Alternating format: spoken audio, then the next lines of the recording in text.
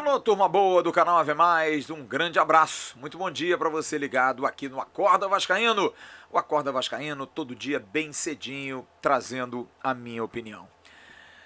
Quero falar hoje sobre essa parte final do Campeonato Brasileiro e sobre um fato que nós destacamos ontem à noite no News, sobre o trabalho feito pelo Departamento Jurídico do Vasco na presença dos doutores Marcelo Jucá e Amanda Boré, que ontem livraram o Vasco de boa, tirando o Vasco de uma possível punição até com perda de manda de campo por conta do jogo Vasco e Ponte Preta e Vasco, no dia 9 de agosto, lá em Campinas.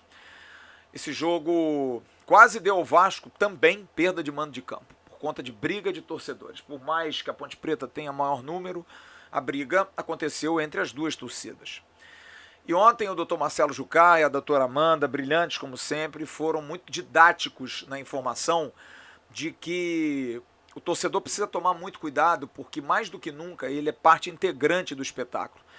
E os tribunais esportivos, até por uma questão que eu acho razoável, acho até bom da parte deles, como algo que seja educativo, têm buscado punir os clubes com perda de mando de campo, com portões fechados, com multas altas, que vão até 100 mil reais, tudo por conta de problemas dentro de praças esportivas. A gente precisa ter um pouco mais de calma e de achar que todo mundo pode fazer o que quiser dentro do estádio. Não, estou frustrado, estou triste, eu posso ir para o estádio e soltar todas as minhas cobras e lagartos. Não, não pode. Há um limite de convivência, há um limite de parcimônia e há um limite de civilidade acima de tudo. Não dá para um torcedor achar que ele pode tacar um negócio num árbitro, num jogador dentro de campo. Porque se você fizer isso, o seu clube vai ser punido e provavelmente você vai ser preso. Porque hoje está muito clara essa prevenção e, acima de tudo, esse grau de punição a quem comete esse tipo de ato. Você ir para o estádio e gritar, fazer menções homofóbicas, menções racistas. Ah, mas o futebol está muito chato. Isso não é ser chato. Isso é ser criminoso, porque isso hoje é crime. O que estou colocando aqui para vocês é que a gente precisa entender o mundo de hoje. Não dá para achar que porque o meu mundo é assim, que eu tenho que mandar no mundo. Eu não sou o centro do mundo, eu não sou o umbigo do mundo. Eu preciso entender que se eu xingar alguém com gritos homofóbicos ou se eu xingar alguém com gritos racistas, eu posso trazer um prejuízo para uma coletividade, para um clube inteiro. Então você, torcedor, você precisa entender isso. Eu ontem, discutindo aqui no News, nosso Marco Romano, da Gigante da Colina, fez um depoimento que eu entendo como torcedor. De que, por exemplo, na comemoração dos gols, há uma prática de se jogar cerveja para o alto. Ok, pode se jogar cerveja para o alto. O que não pode é se jogar o copo no campo. Porque se você jogar o copo no campo e o bandeira olhar, e se o juiz olhar, ele bota na súmula, teu time pode perder mando de campo. Você sabia disso? Ah, mas é uma tradição. Poxa, é só um copinho. Não pode. É que nem lei seca. Ah, mas é só um copinho. Não pode. Tolerância zero. E aí, você reclama do sistema porque você não consegue se enquadrar nele. Então, uma briga, uma confusão tem um peso grande, como tem também jogar alguma coisa em alguém. É claro que se você, por exemplo, entra com um objeto que foi autorizado a entrada, um sapato, um rádio de pilha, até uma garrafa que é vendida dentro do estádio, se você for capaz de indicar quem fez isso e esse indicado for levado para fazer um boletim de ocorrência, não existe nem a denúncia por parte da Procuradoria do STJD, que é o Superior Tribunal de Justiça Desportiva.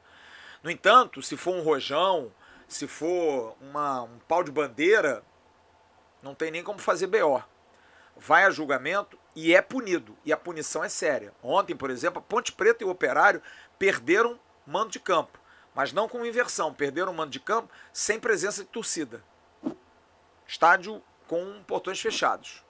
É isso que o torcedor do Vasco quer? É isso que você quer? Porque é barato, porque é legal, porque é bacana?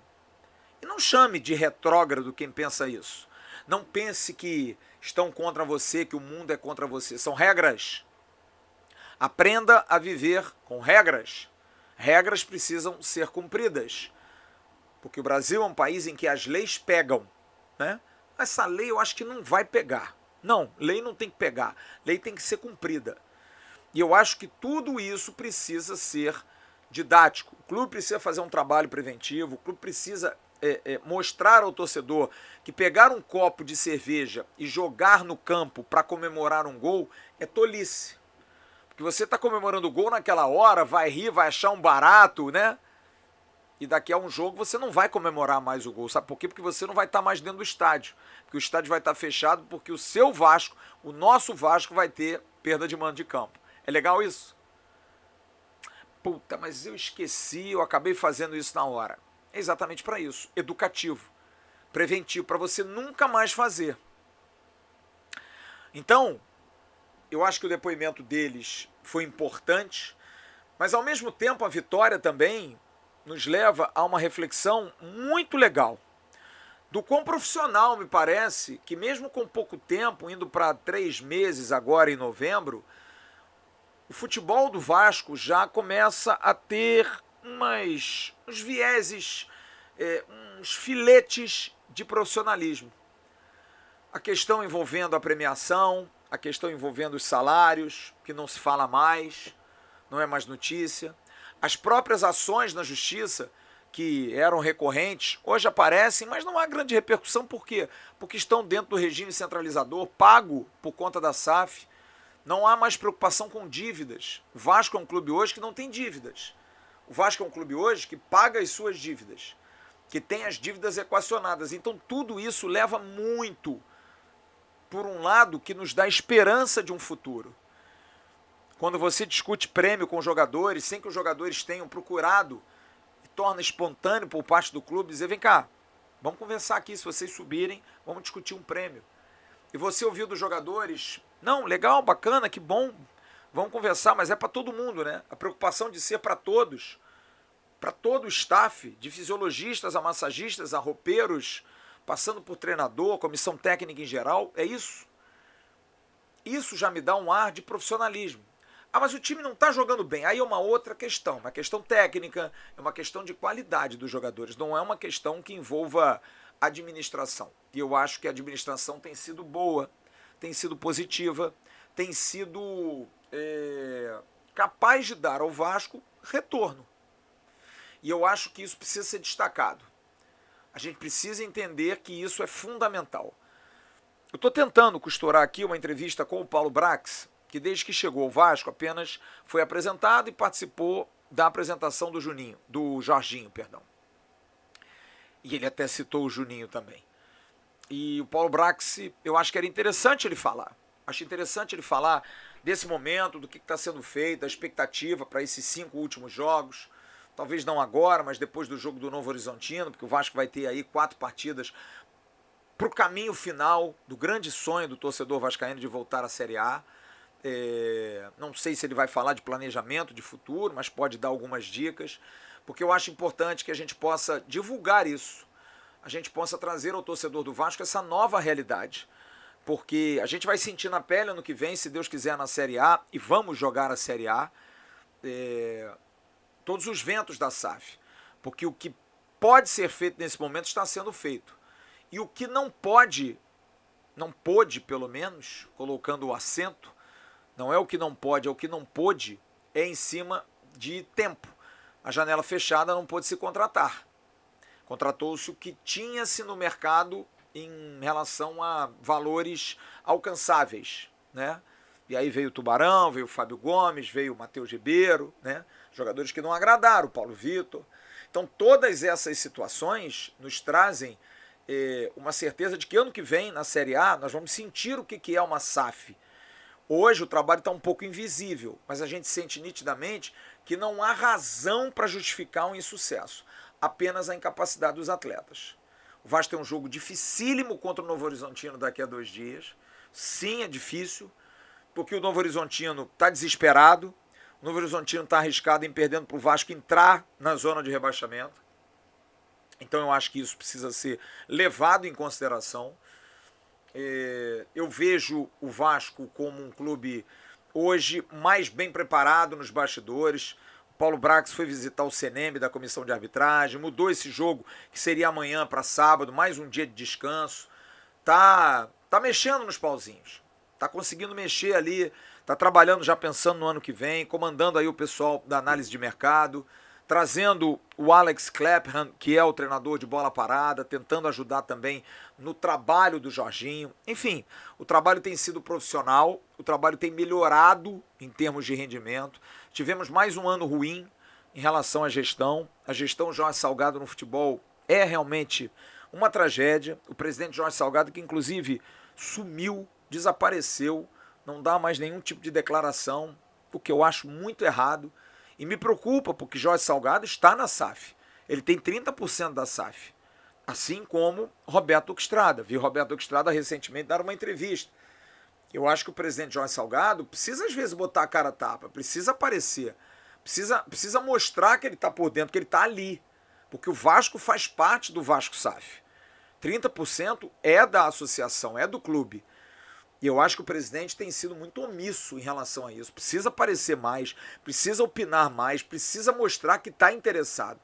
Porque o Vasco hoje me parece um clube no futebol que tem o Luiz Melo como CEO da SAF, que é um cara que não tem ingerência no futebol. Tem o Paulo Brax e só. Não há ninguém, além daqueles profissionais que já estavam lá. Porque apesar de não gostarem, o Carlos Brasil está lá. O Carlos Brasil não sabe se vai ficar para o ano que vem. Eduardo Húngaro, que é o coordenador técnico, está lá, foi citado pelo Jorginho na coletiva depois do jogo em Ponta Grossa. Então, algumas coisas eu acho que estão indo bem, mas eu acho que o Vasco podia botar mais o dedo, podia falar mais. Não quero que apareçam não, porque ano passado, por exemplo, o Vasco melhorou um pouquinho, aí o seu Alexandre Passos já foi logo dar entrevista, aparecer, e depois acabou indo embora, falou um monte de besteira, jogou... Foi quando ele falou a primeira vez, negócio de passado, que quando chegou no Vasco estava assim, estava assado, falou mal do Mário André Mazuco, enfim, então eu até acho que esses caras não têm que aparecer muito, mas de vez em quando aparece numa foto, diz que está lá, até para o jogador saber, ó, o clube tem presidente. Então eu acho que o Vasco tem demonstrado profissionalismo, tem melhorado muito na maneira como tem conduzido as coisas e muito importante essa força do lado de fora. Força jurídica, o departamento jurídico conseguindo boas vitórias, o departamento jurídico conseguindo a liberação provavelmente da Força Jovem, o Dr. Marcel Macedo fazendo um ótimo trabalho, que a Força Jovem voltando aos estádios volte mansinha, pianinho, para torcer, para gritar, para incentivar, sem gritos homofóbicos, sem gritos racistas. Procure torcer para o Vasco, não torcer contra os outros. Porque eu acho que isso vai ser fundamental para o Vasco conseguir subir, ter esse mínimo de congruência nos pensamentos do jurídico, do financeiro, do futebol, para que todos comunguem de um mesmo pensamento e que o Vasco consiga chegar no seu tento final. O resultado de ontem do Ituano foi bom. O Ituano, que era o time que estava mais próximo ali, agora está a 4 pontos, não depende só dele. O Ituano, ele tem compromissos difíceis. O Sport é o que está mais colado, tem 49 pontos, mas vai pegar o Cruzeiro agora. Tudo bem que o jogo é em Recife, mas o Cruzeiro tem um bom time, o Cruzeiro tem um time arrumado. O Sport depois vai jogar com o Londrina lá, é um adversário complicado também. Vai estar ainda com alguma esperança, alguma expectativa, enfim. Tem muita coisa para rolar, muita coisa para acontecer, mas o Vasco precisa fazer o dele.